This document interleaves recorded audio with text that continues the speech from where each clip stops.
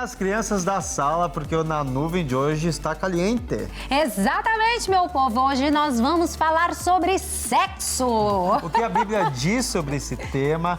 E olha, quer saber um pouquinho mais? Não sai daí, roda a vinheta.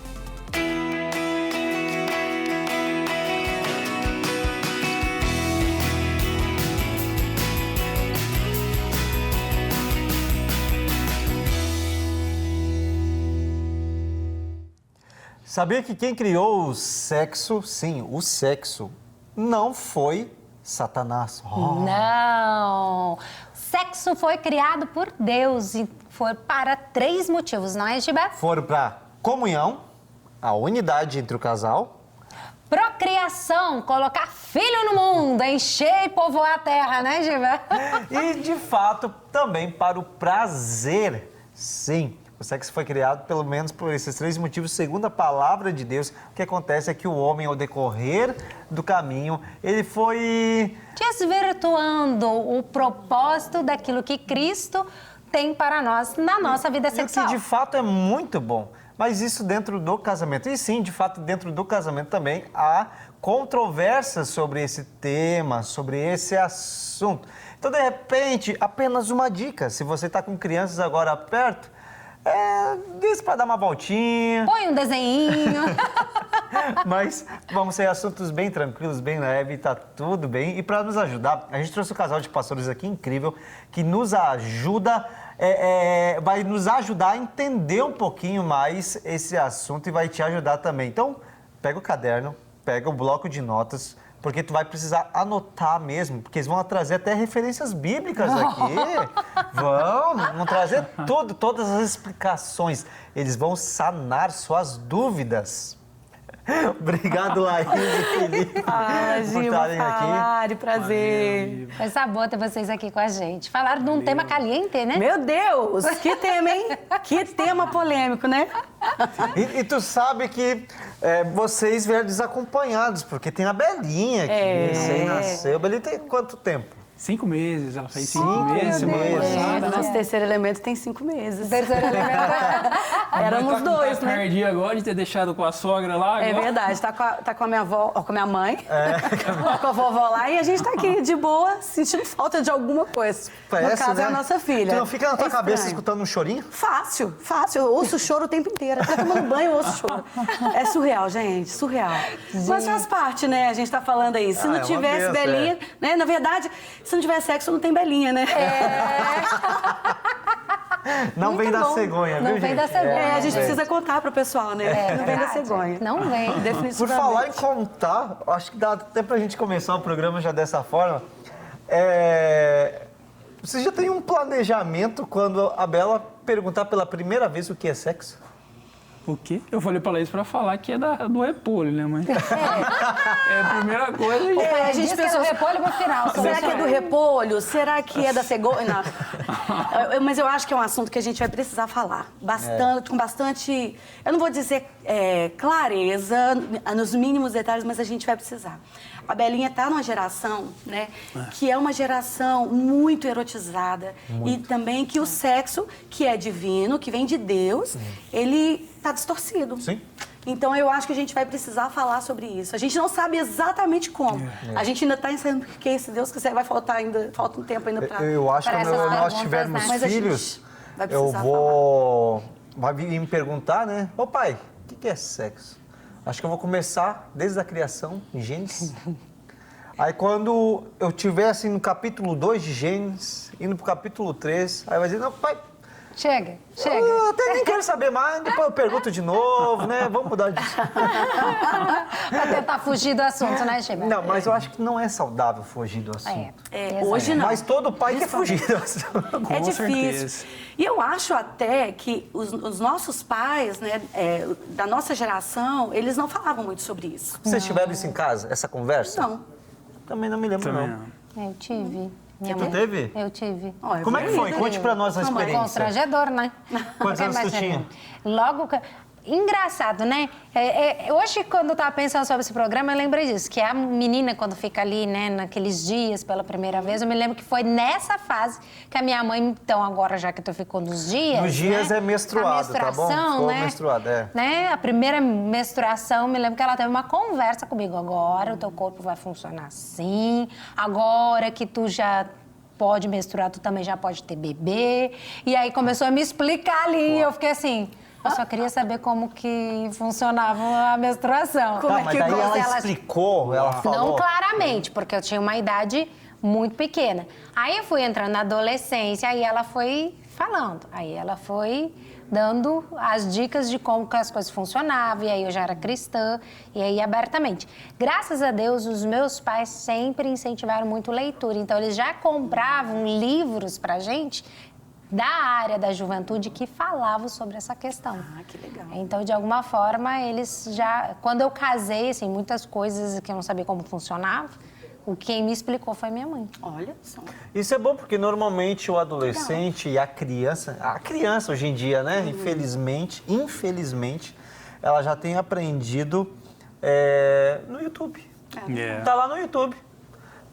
Pega uns YouTubers, né, aí que não tem um convívio com a palavra do Senhor, elas vão ouvir, elas já sabem, já vão ter. Você já tiver que explicar isso para alguém? Para uma criança, alguma coisa? Já. Já, para nossa sobrinha. Como é que foi? Porque hoje as crianças, elas perguntam, não exatamente sobre o sexo, mas sobre a sexualidade. Então, ela pergunta, o meu coleguinha, ele é menino e quer beijar outro menino na boca. Ele beijou na boca. Então, assim, você tem que explicar que Deus fez homem, Deus fez mulher, porque os dois é que formam uma família. E a partir dos dois é que tem filhos. Então, assim, não tem como ter menino com menino ou menina com menina. E eu acho extremamente delicado. Você falou sobre o YouTube e eu acho que até escola. Não, com hoje certeza. a escola, as redes sociais, o TikTok. Eu tudo, acho que por isso é importante a família falar, né? A família cristã, que tem os princípios da palavra de Deus, trabalharem isso dentro de casa. Porque senão as crianças, elas vão saber de alguma forma. Elas vão saber, e talvez das formas totalmente contrárias. Porque nós, como pastores, é tão difícil, né? Quando chega... eu estava como pastor de adolescente, quando chegava um adolescente para nós, um menino, né? E falava, pastor, eu estou namorando, a minha oração é que ele pelo menos pudesse dizer que era com uma menina. Pelo menos isso, né? Eu ficava assim, Deus, que seja com uma menina. Que seja... eu sei, a idade dele já não tem que estar namorando, mas pelo menos que seja com o sexo oposto. Então já ficava. E falando sobre a Belinha tem 5 meses. Como é que fica a vida ativa sexualmente, gente, com criança pequena? Então, e aí? Animada, né? Animada, né? Todo dia. Bastante agitada, gente. Every day. Mudou bastante, né? É uma pergunta, assim, pessoal, mas a gente...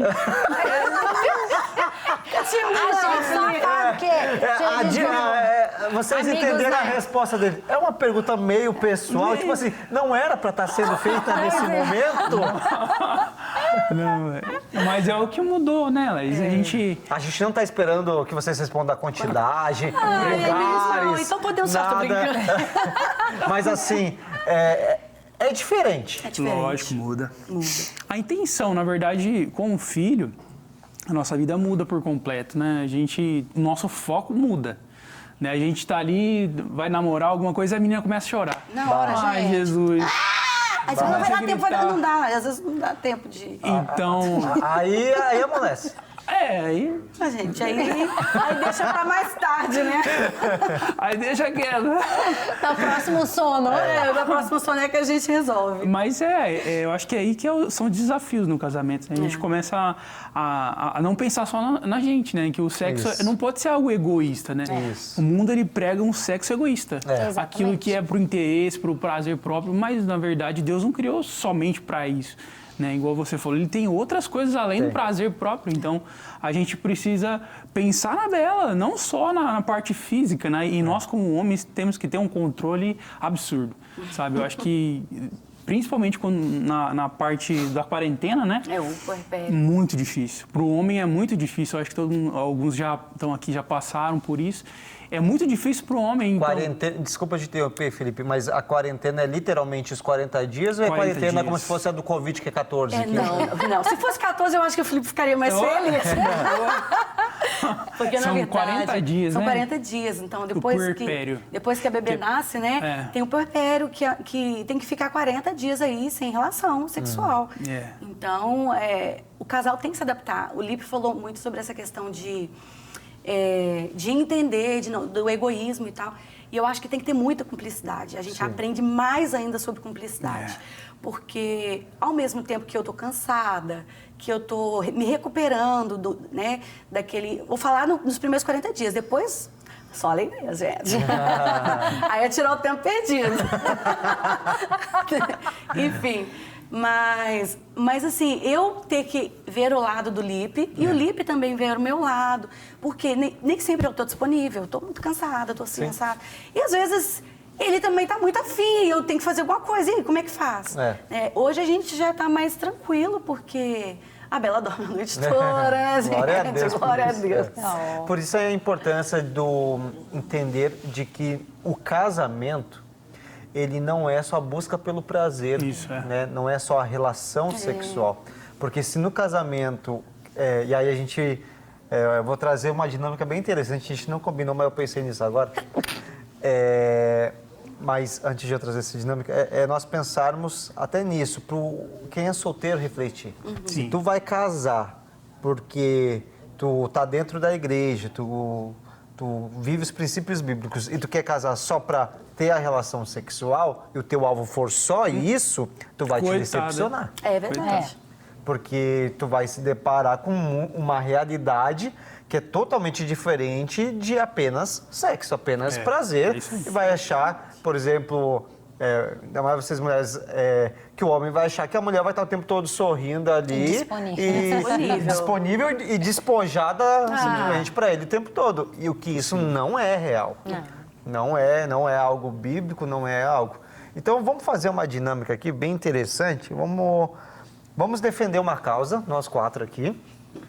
E vamos defender essa causa em que nós vamos trazer todos os argumentos possíveis para quem estiver assistindo, para a gente defender de que, de fato, a menina, a jovem, o rapaz, o moço, para ele entender que o sexo é dentro do casamento.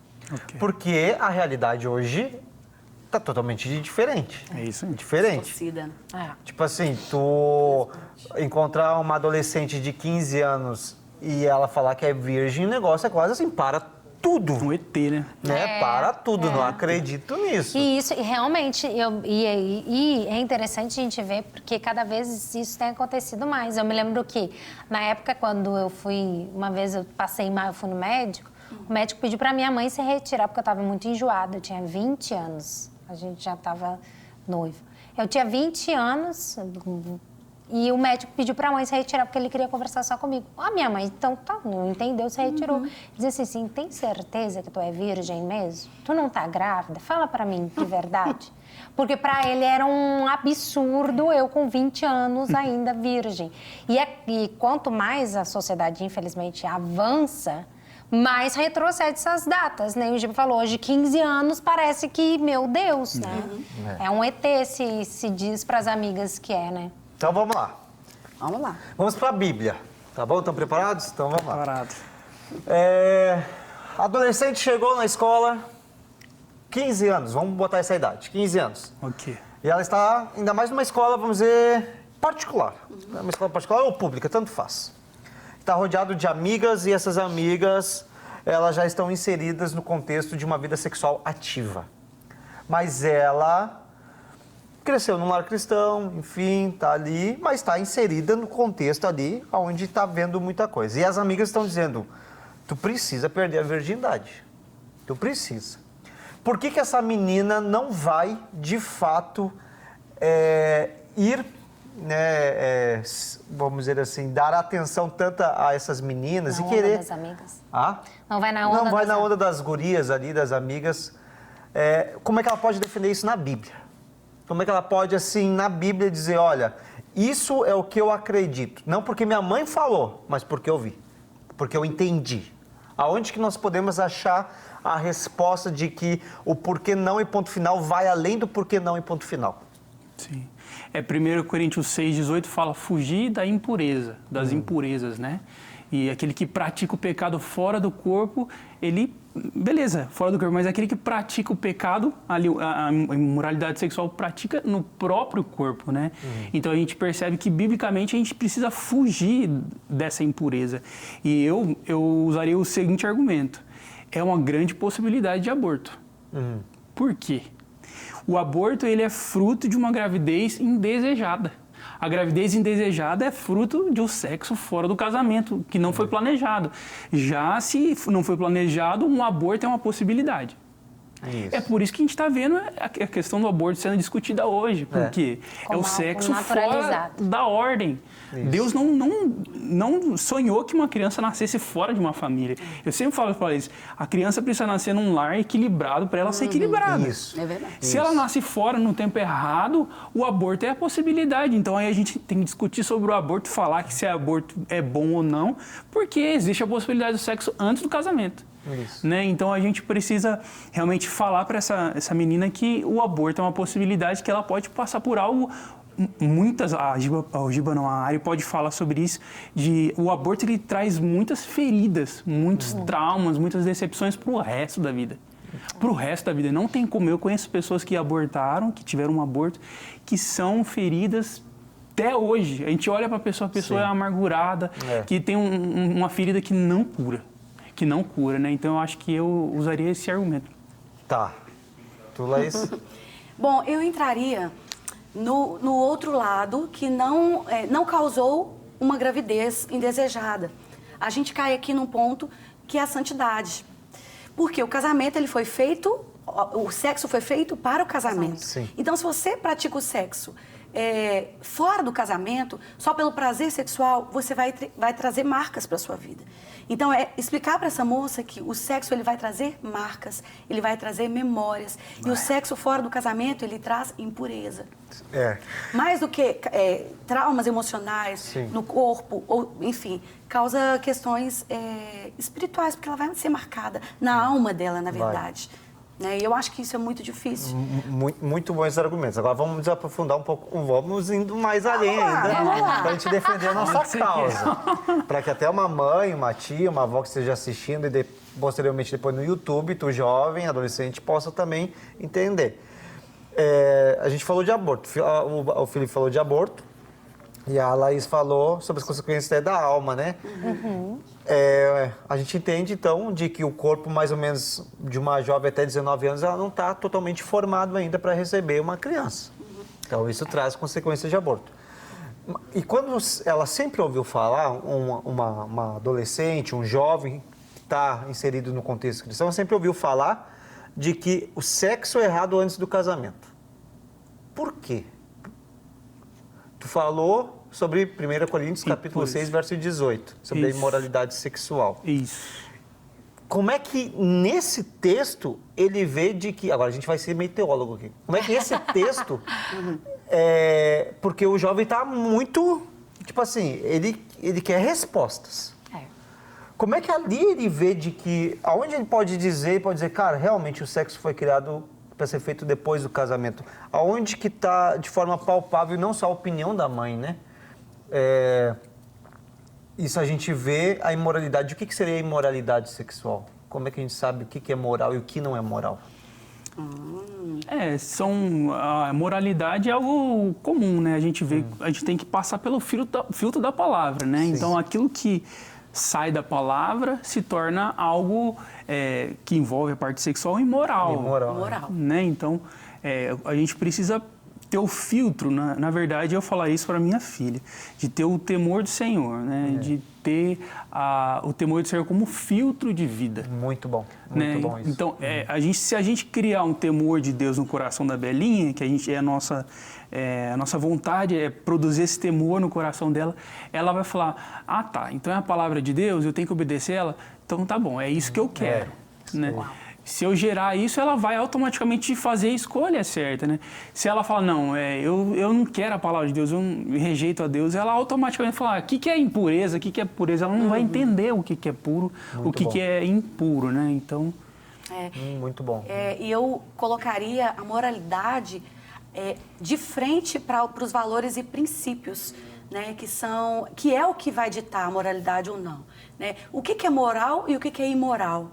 Se a Bíblia fala para fugir da imoralidade sexual, quer dizer que a Bíblia está pedindo para a gente fugir daquilo que é errado, daquilo que vai contra os princípios e valores. Isso. Valores que têm que ser baseados nos princípios, porque princípio não muda, os valores mudam na geração.